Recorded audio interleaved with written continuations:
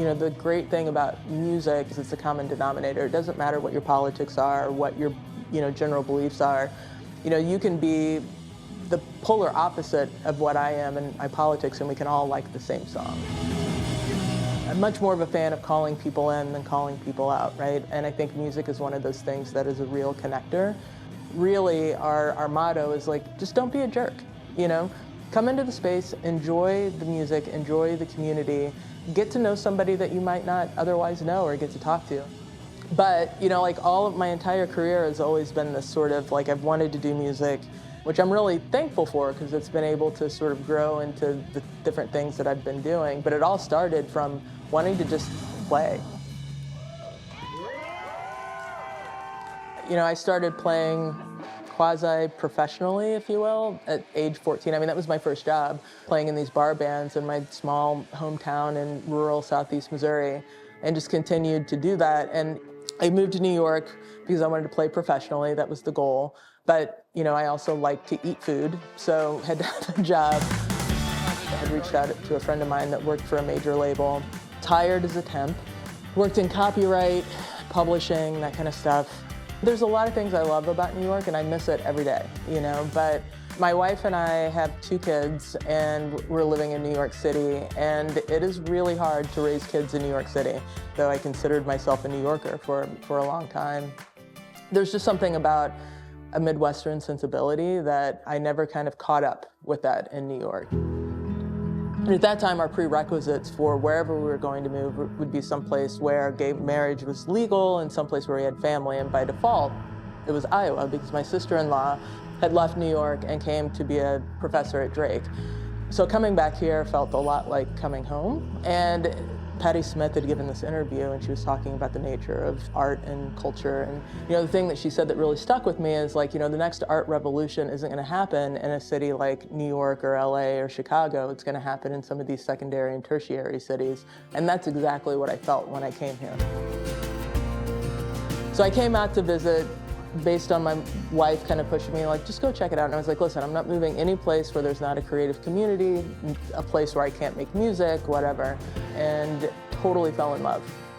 And again, I had no idea what I was going to do when I got here. So some of the things that I did is I remember going downtown and looking at some of the older buildings that were around. And I'd been accepted to law schools and then had started an artist incubator called Station One Records, kind of a nonprofit record label in partnership with this social club and Drake.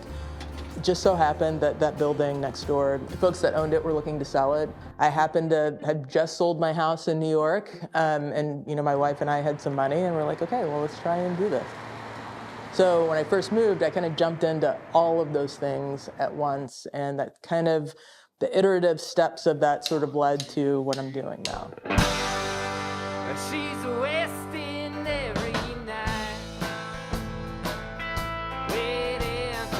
There is such a wealth of talent in Des Moines, in the central Iowa music scene. It's underrated.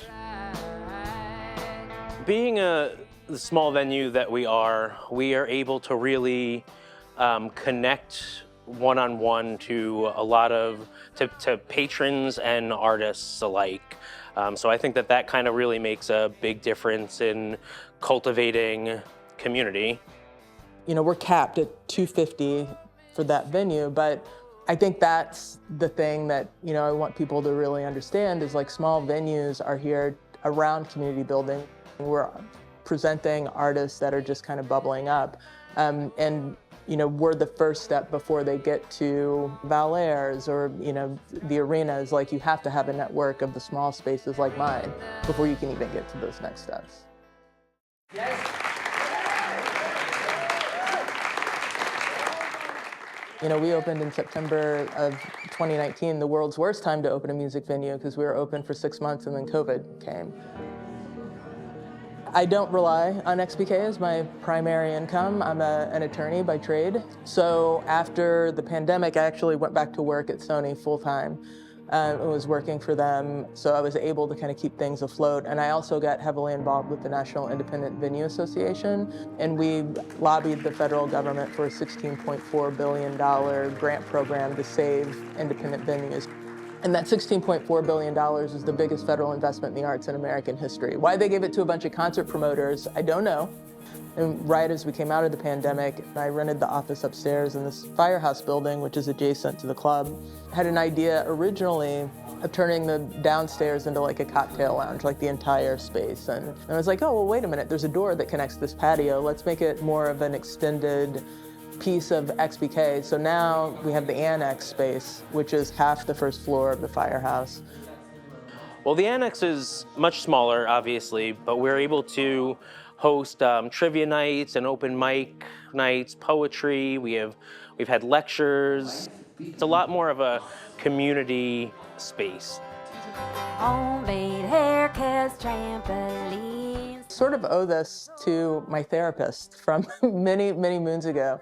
So I remember living in New York City and being so frustrated of like, I moved here because I wanted to be a musician and I just can't figure out how to do that. I can't figure out how to pay my bills to do that.